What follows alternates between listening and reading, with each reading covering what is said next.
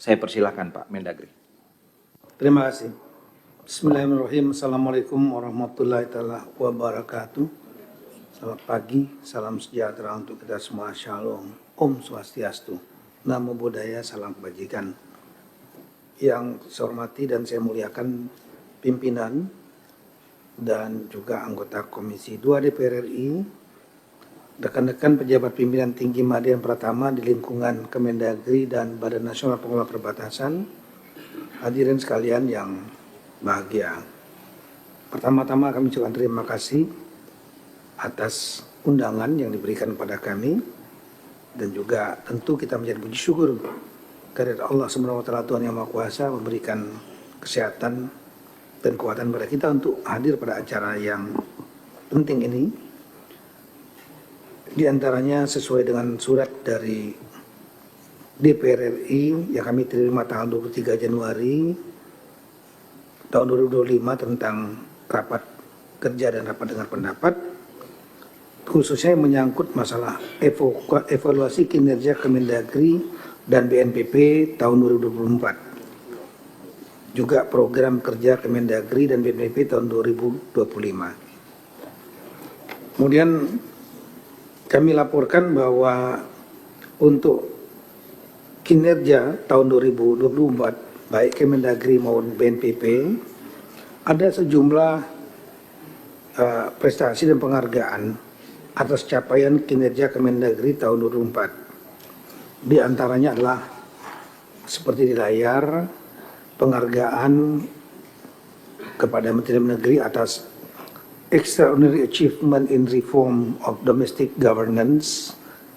dari CNN Indonesia Awards, kemudian penghargaan kepada Menteri Dalam Negeri atas komitmen dan kesungguhan upaya dalam peningkatan kinerja kearsipan Kemendagri dari Arsip Nasional Indonesia ANRI, kemudian juga penghargaan Kemendagri atas penggunaan produk dalam negeri atau P2DN Award dari Kementerian Perindustrian, opini wajar tanpa pengecualian Kemendagri atas laporan keuangan tahun 2023 dari BPKRI, dan ini merupakan 10 kali wajar tanpa pengecualian berturut-turut. Selanjutnya ada prestasi dari Kemenpan RB, yaitu evaluasi atas pelaksanaan reformasi birokrasi dengan predikat memuaskan atau A sebesar 85,05, dan ini sangat penting bagi kami. Juga dari Kemenpan RB memberikan predikat sangat baik untuk akuntabilitas kinerja yang dievaluasi oleh Kemenpan RB di tahun 2023 dan 2024. Kemudian keterbukaan informasi publik dari Komisi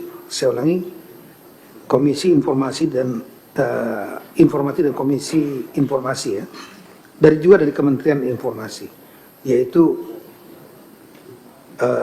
termasuk Kemendagri adalah salah satu kementerian yang atau lembaga yang cukup terbuka informasi publik. Kemudian dari lembaga peduli penyiaran, Komisi Penyiaran Indonesia juga memberikan penghargaan pada Kemendagri. Sedangkan untuk BNPB sebenarnya masih banyak, tapi kami sampaikan sebagian.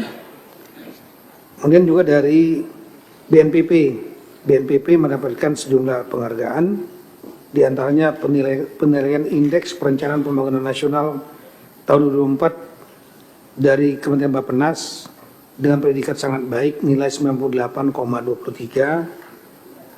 Dari Kemenpan RB, evaluasi sistem pemerintahan berbasis elektronik SPBE dengan nilai predikat sangat baik 3,75. Selanjutnya dari ANRI, yaitu di bidang kearsipan, BNPB juga dianggap bagus dalam penyelenggaraan kearsipan sehingga mendapatkan predikat A atau memuaskan. Opini wajar tanpa pengecualian dari Badan Pemeriksa Keuangan tahun predikat ini diraih sebanyak 9 kali berturut-turut dari 2014 sampai 2003. Kemudian pemantauan dan evaluasi penyelenggaraan layanan publik tahun 2004 dari Kementerian PAN dan RB, yaitu masuk kategori prima nilai A. Kemudian selanjutnya dari Kementerian Hukum dan HAM tentang Indeks Reformasi Hukum BNPP, nilainya cukup tinggi 99,38 atau nilai AA. Kemudian kami mohon izin melanjutkan mengenai masalah realisasi anggaran. Tolong ditayangkan. Di tahun 2004 pagu anggaran Kemendagri 5,2 triliun sebagaimana rincian tiap-tiap eselon ya, mulai dari Dukcapil, Pemdes dan lain-lain sebagaimana di layar sebelah kiri, Dukcapil yang terbanyak 1,27 triliun, Pemdes itu nomor 2 1,2 triliun, Setjen, IPDN, Bangda ini termasuk yang di atas 300 miliar. Kemudian yang biru, hijau-hijau itulah yang sedang, BPSDM, administrasi wilayah dan politik pemerintahan umum. Selanjutnya yang termasuk rendah, Keuda, Oda, Itjen, Dewan Kehormatan Penyelenggara Pemilu ini memang masuk sebagai komponen di Kemendagri meskipun secara substansi Kemendagri memberikan kebebasan independen kepada DKPP. Nah, untuk realisasi anggarannya sebagaimana di layar sebelah kanan, rinci, persentase dan jumlah anggaran yang direalisasikan warna merah di bagian bawahnya seperti PDN 602 miliar 9,84% yang tertinggi adalah IPDN. Kemudian politik pemerintahan umum 99,6%, Itjen 99,4%, BPSDM 99% lebih 36%, DKPP 99,29%, Setjen 693,9%, Dukcapil 98% lebih, BKSDN 98% lebih, ya, kemudian keuangan daerah juga 97,45%, dan kemudian yang terendah adalah Pemdes 89,9%, sehingga rata-rata Kemendagri realisasi belanjanya 96,45%. Dan ini lebih tinggi daripada rata-rata realisasi nasional 94,85%. Dengan realisasi belanja seperti ini, maka menurut data Omspan Kementerian Keuangan 30 Januari 2025, ini Kemendagri menempati instansi KL dengan peringkat nomor 8 realisasi belanja untuk pagu sedang dan peringkat nomor 33 dari 86 kementerian lembaga. Kami melihatnya cukup baik karena di atas rata-rata nasional dan realisasi belanja menunjukkan bahwa kita dapat memanfaatkan anggaran-anggaran yang dialokasikan kepada Kemendagri. Adapun capaiannya, ada prioritas, program prioritas yang masuk prioritas nasional. Ya. Di antaranya tersalurnya bantuan keuangan partai politik 128 miliar. Ini memang diserahkan kepada partai politik sesuai dengan aturan undang-undang. Kemudian penguatan penanaman nilai kewawasan kebangsaan oleh Ditjen Popul di 34 provinsi, 255 kabupaten kota. Pendoban penyusunan rencana pembangunan jangka panjang daerah RPJDB yang sudah dilaksanakan untuk 20 tahun ke depan. Ini Ditjen Bina Bangda yang mengelola. rapat koordinasi teknis pembangunan pusat daerah 38 provinsi. Ini sudah dilaksanakan sampai terbitnya APBD oleh Ditjen Bina Bangda untuk tahun 2025 APBD-nya. Kemudian peningkatan kesiapan Satuan Polisi Pamong Praja dan Satlit-Mas untuk mendukung Kamtipmas. Ini sudah dilaksanakan juga, terutama untuk mendukung pemilu 2024, dan juga ada rapat koordinasi nasional di bidang ketentraman tertiban umum melalui perlindungan masyarakat 2024 di Jakarta. Kemudian terbitnya Permendagri tentang penghitungan kebutuhan jabatan fungsional, penata perizinan, kemudian pengangkatan pegawai negeri sipil jabatan fungsional, kemudian penerbitan perizinan melalui penyesuaian, rekomendasi pengangkatan PNS dalam jabatan fungsional. Ini di 28 provinsi, 23 kabupaten dan 55 kota oleh Ditjen Bina Administrasi Wilayah. Juga penguatan penggunaan sistem informasi pemerintahan SIPD sebagai aplikasi yang sangat penting untuk memonitor pemerintahan daerah di 546 daerah. Ini oleh Ditjen Bina Kauda. 25 provinsi telah mengesahkan APBD tepat waktu. 401 daerah pendapatan pajak retribusi daerahnya meningkat minimal 5% pada provinsi dan 8% pada kabupaten kota dari tahun sebelumnya. Kemudian terintegrasinya 46.317 desa atau 61% yang siap menerapkan pelatihan peningkatan kapasitas aparatur desa berbasis online. Ini Ditjen Pemdes. Lanjut. Percepatan pelaksanaan program penguatan pemerintah dan pembangunan desa atau P3D ini pelatihan untuk aparatur pemerintah dan desa dan pengurus lembaga desa sudah dilaksanakan oleh Ditjen Bina Pemdes. Perekaman KTP elektronik 203 juta lebih atau 97,80% oleh Dukcapil.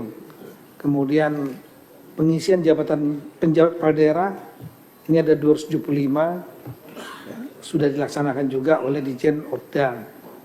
Kemudian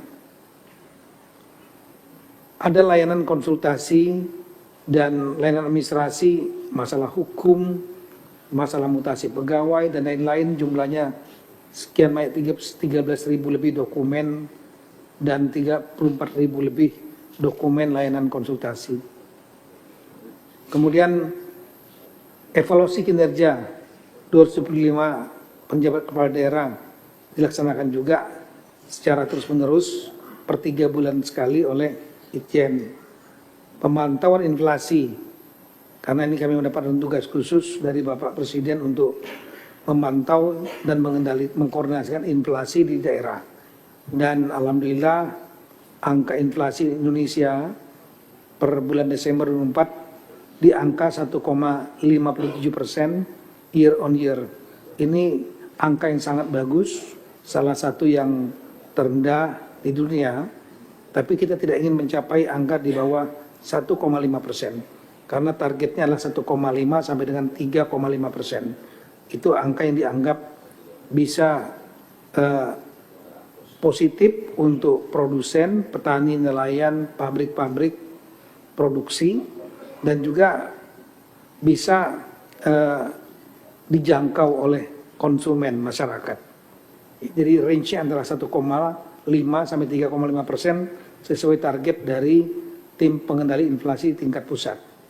Kemudian sertifikasi jabatan fungsional binaan Kemendagri, jabatan struktural, ini pelatihan-pelatihan 3.231 orang, kemudian pengembangan kompetensi sebanyak 34.448 orang, melalui orientasi anggota DPRD provinsi, pejabat fungsional misalnya, cukup banyak dilakukan oleh, termasuk Diklat Polisi Pamong Praja, Satpol PP, dan pembakaran oleh Badan Pusat Pembinaan Sumber Daya Manusia Kemendagri.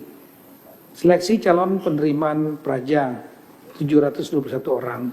dan juga yang sudah dilantik di tahun 2024. Kemudian wisuda tadi sudah disampaikan untuk 60 orang program doktor, magister 82 dan 1079 wisudawan diploma IPDN Jatinangor.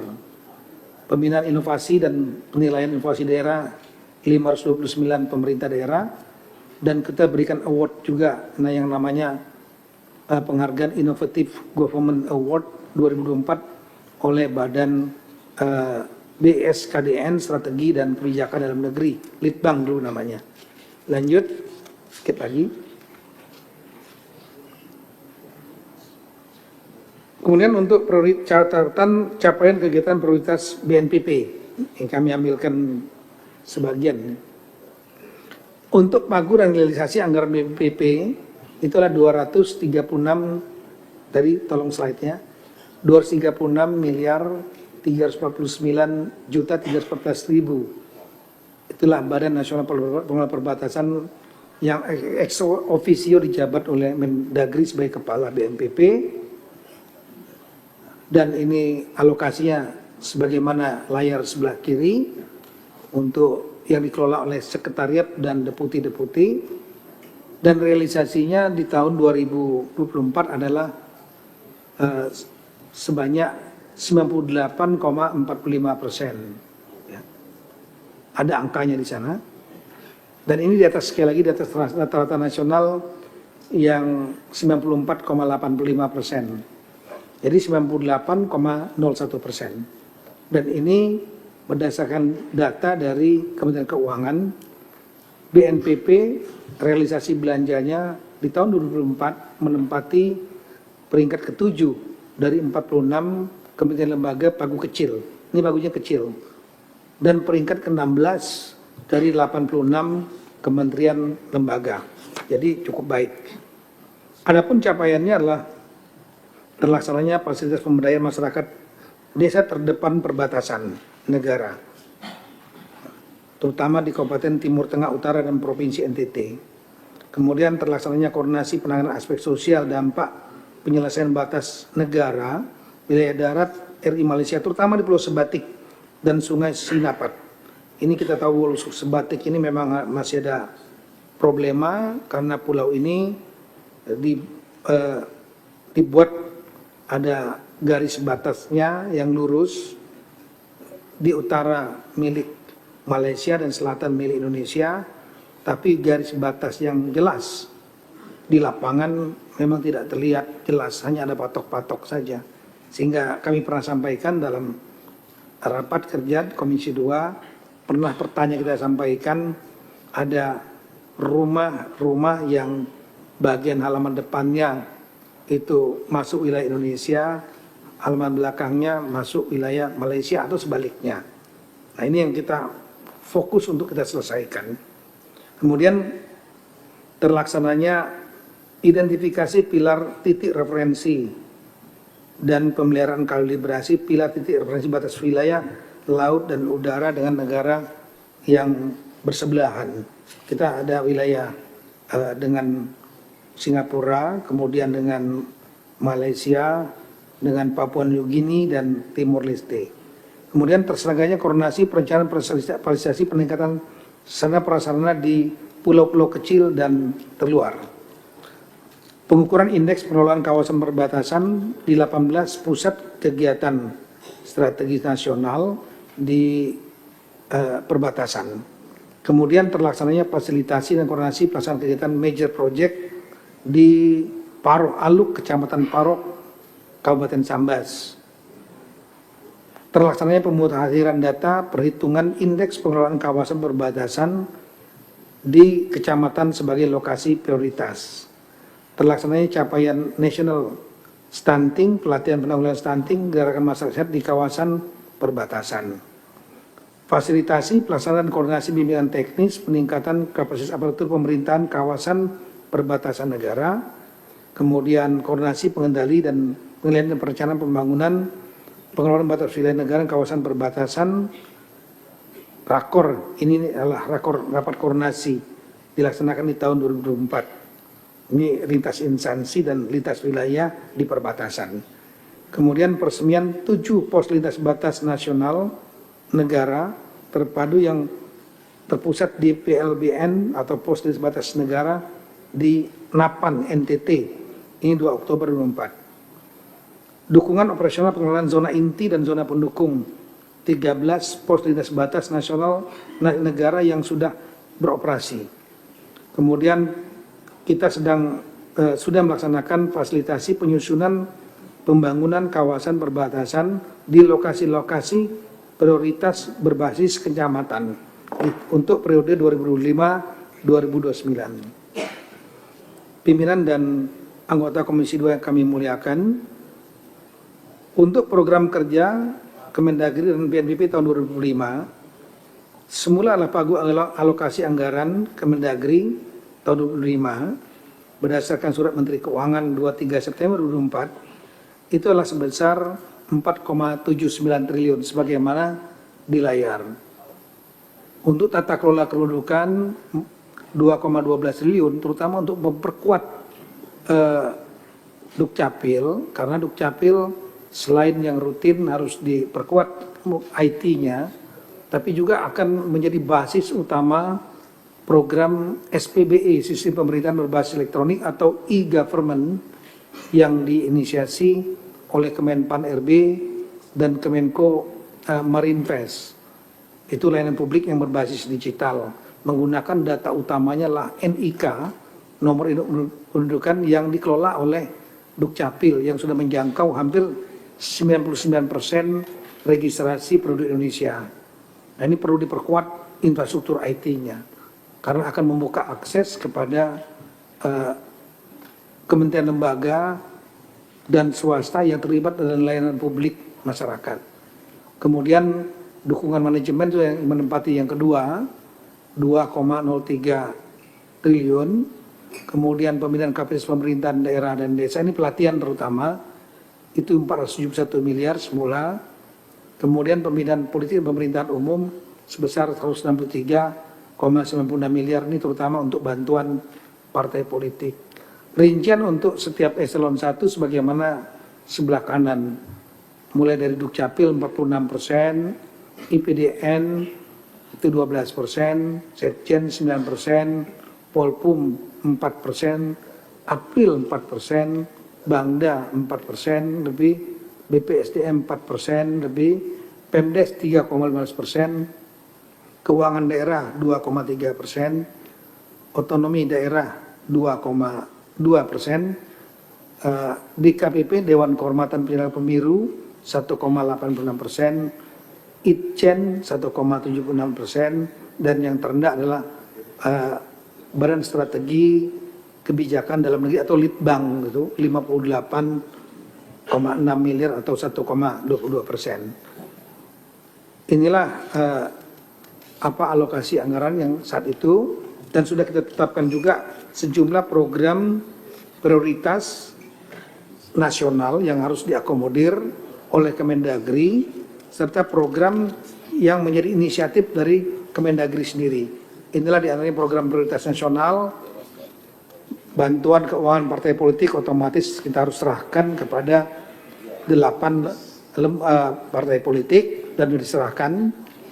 Kemudian kami lagi belum diserahkan, kita akan serahkan pelatihan kepada aparat pemerintah desa dan pengurus lembaga desa.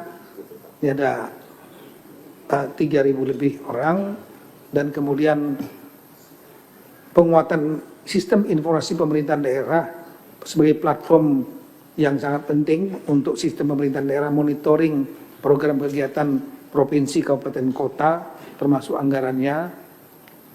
Kemudian penguatan kapasitas kinerja daerah yang daerah-daerah khusus dan daerah istimewa, aplikasi ID digital untuk mendukung program pemerintah pusat nasional, yaitu e-government atau sistem pemerintahan berbasis elektronik, satu layanan publik. Kemudian fasilitasi peningkatan proporsi pajak daerah dan kontribusi daerah terhadap PAB, penguatan inovasi pemerintahan dalam negeri di daerah-daerah, dan orientasi kepala daerah dan wakil kepala daerah hasil pilkada serentak ini yang kita sebut dengan retreat, yang nanti juga akan mungkin kalau ada yang kami akan jelaskan sedikit. Kemudian ada program yang menjadi programnya inisiatif dari Kemendagri berdasarkan memang kebutuhan, di antaranya pengelolaan implementasi SIPD, ya, kemudian pengawasan pertumbuhan ekonomi inflasi, karena inflasi juga saya sebagai koordinator tim pengendali inflasi daerah. Kemudian layanan penanganan pengaduan dugaan pelanggaran kode etik penyelenggara pemilu, pembentukan tim terpadu penanganan konflik sosial, terutama untuk pencegahan dan mitigasi konflik sosial, penyelenggaraan ketertiban umum ketertiban masyarakat, penataan lembaga PKK, pemberdayaan kesejahteraan warga PKK, fasilitas peningkatan kinerja kabupaten kota dalam percepatan penghapusan kemiskinan ekstrim. Ini juga menjadi program Kemendagri maupun program nasional. Kemudian penyelesaian hasil pilkada serentak, ini terutama adalah pelantikan tadi sampaikan, pengadaan belangko EKTP, kemudian fasilitasi daerah dalam pencapaian realisasi belanja secara optimal. Jadi untuk mendorong realisasi belanja daerah-daerah, penguatan strategi kebijakan pusat dan daerah, mengembangkan kompetensi manajemen kepemimpinan leadership, terutama kepala daerah yang terpilih, seleksi penerimaan calon peraja untuk IPDN 1410. Inilah prioritas di antaranya. Masih banyak sebetulnya kami sampaikan di dalam bahan kami. Kemudian kami sampaikan bahwa kami juga menerima surat dari Kementerian Keuangan berdasarkan Inpres. Ini yang kami sampaikan. Ada instruksi Presiden Republik Indonesia nomor 1 2005 tanggal 22 Januari tentang efisiensi belanja dalam pelaksanaan APBN dan APBD tahun anggaran 2025.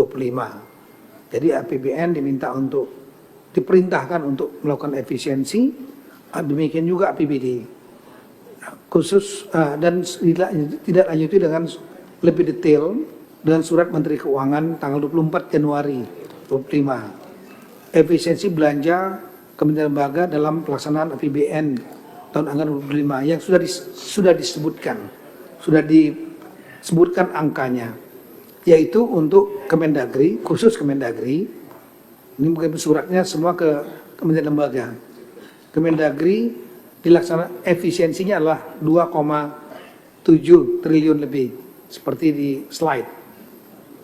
Dari total yang semula pagu anggaran yang sudah disampaikan 4,7 triliun atau efisiensinya lebih kurang 57,46%. Sehingga sisa pagu Kemendagri sebesar 2 triliun lebih sebagaimana di slide atau 42,54%. Sesuai surat dari Menteri Keuangan, ada pedoman untuk apa saja item yang diefisiensikan, yaitu mulai alat tulis kantor, sudah disebutkan prosentasenya 90%, seremonial 56%, rapat seminar 45%, kajian dan analisis 51,5%, diklat pendidikan latihan dan bimbingan teknis 29% di efisiensi, honor output kegiatan dan jasa profesi 40%, percetakan dan souvenir 75,9%, sewa gedung kendaraan peralatan agar diefisiensikan 73%, lisensi aplikasi 21,6%, jasa konsultan diefisiensikan 45,7%, bantuan pemerintah 16,7%, pemeliharaan dan perawatan 10,2%, harwat, perjalanan dinas diefisiensikan 53,9%, peralatan dan mesin 28%, infrastruktur 34,3%, dan belanja lainnya 59,1%. Nah, inilah yang diperintahkan kepada Kemendagri dan semua KL untuk melakukan efisiensi untuk masuk, supaya bisa masuk di pagu 2,038 triliun tersebut, ya, ini dibuatkan exercise dengan pedoman efisiensinya di 16 item ini. Sehingga ini tanggal 24 Januari surat dari Kemenku dan kami terima otomatis mungkin 1 hari 2 hari setelah itu dalam waktu yang pendek kita melaksanakan exercise. Lanjut. Nah, data exercise yang kami sampaikan dari Pagu yang semula di kolom 3 4,7 triliun menjadi 2,038 triliun, maka kesekjenan yang semula 453 miliar menjadi 279 miliar. Kemudian DKPP yang semula 89 miliar menjadi 30 miliar. IPDN yang semula 618 miliar menjadi 493 miliar. Itjen 84 miliar menjadi 63 miliar. Polpum 234 miliar menjadi 209 miliar. Dan ini sebagian besar terutama untuk bantuan partai politik. Kemudian Ditjen Bina Aktuil yang semula 226 menjadi 84 miliar. Ditjen Bina Pemdes 151 miliar menjadi 113 miliar. Ditjen Bina Bangda 223 miliar menjadi 98 miliar. Ditjen Otonomi Daerah 99 miliar menjadi 70 miliar. Dukcapil yang semula 2,2 triliun terutama tadi untuk penguatan infrastruktur IT untuk mendukung SPBE, sistem pemerintahan berbasis elektronik, menjadi 328 miliar. Dirjen Bina Keuangan Daerah 110 miliar menjadi 70 miliar. Kemudian Badan Strategi Kebijakan Dalam Negeri Litbang 58 miliar menjadi 43 miliar. Dan Badan Pengembangan Sumber Daya Manusia BPSDM untuk pelatihan aparatur semula 220 miliar menjadi 153 miliar. Inilah exercise yang kita laksanakan dan kemudian otomatis kita juga melakukan revisi terhadap program tahun 2005. Yang untuk BNPP, tolong mungkin bisa ditampilkan juga.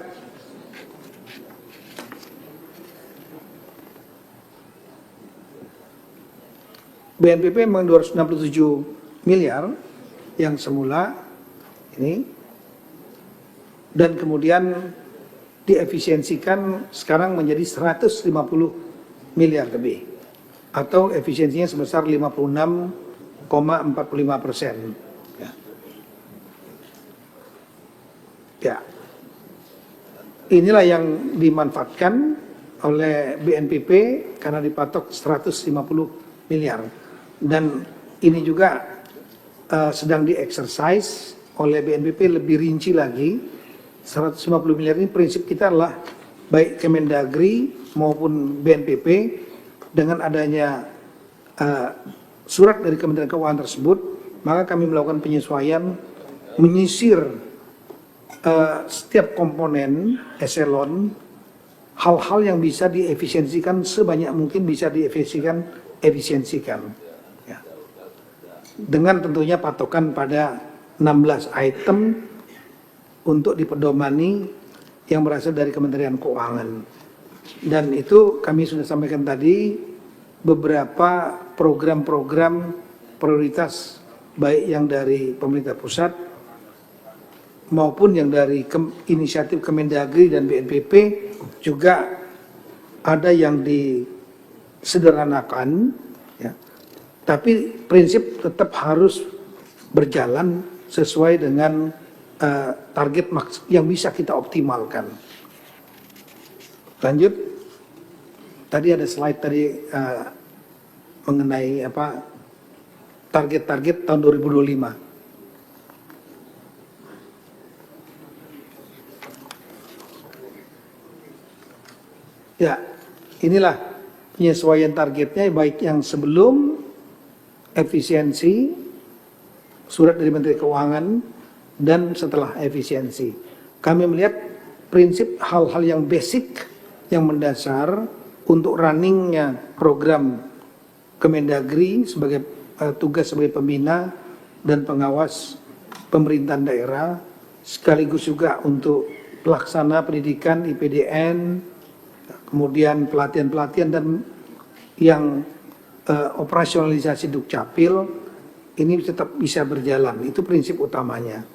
Dan kemudian untuk BNPB khusus hal-hal yang pokok seperti belanja pegawai, kemudian penanganan operasionalisasi pos lintas batas negara yang ada di 15 ya Pak Maruji ya, 15 pos lintas batas negara tetap harus bisa berjalan operasional. Inilah yang bisa kami sementara yang kami sedang sudah exercise sementara, dan kami memang belum menuntaskan exercise ini karena waktunya sangat pendek. Kemarin kami baru terima tanggal 24 Januari tersebut surat Menteri Keuangan, kita terima 1 atau 2 hari kemudian, dan setelah itu kita langsung melaksanakan rapat internal untuk melakukan exercise. Dan kita akan terus, sebenarnya exercise belum selesai, kita sedang melaksanakan exercise sampai detail untuk menyisir mata-mata anggaran yang bisa kita efisiensikan, terutama tadi yang 16 item, termasuk juga perjalanan dinas dan lain-lain, rapat-rapat yang tidak perlu. Nah, kami juga belajar dari peristiwa COVID yang lalu, juga sama, kita melihat ada perubahan yang drastis pada saat COVID tahun 2020, karena COVID kemudian banyak sekali kegiatan-kegiatan yang dikurangi, rapat-rapat fisik semua dikurangi, diganti Zoom meeting, kemudian pegawai juga yang tadinya 100% masuk kantor, sampai pernah berkurang sampai 25%, pada kenyataannya kegiatan Kemendagri dan BNPB tetap berjalan. Nah, kami belajar dari pengalaman itu, juga melihat adanya efisiensi ini, tentu kami akan menyesuaikan, tapi menyisir dan tidak jangan sampai membuat program-program utama Kemendagri BNPB ini tidak terhambat. Kira-kira demikian Bapak pimpinan laporan kami terhadap evaluasi kinerja BNPB dan Kemendagri tahun 24 dan program di tahun 25. Selanjutnya kami terbuka dan mohon masukan dari pimpinan serta segenap anggota Komisi 2 yang kami muliakan. Sekian dan terima kasih. Assalamualaikum warahmatullahi wabarakatuh. Tuhan berkati kita semua.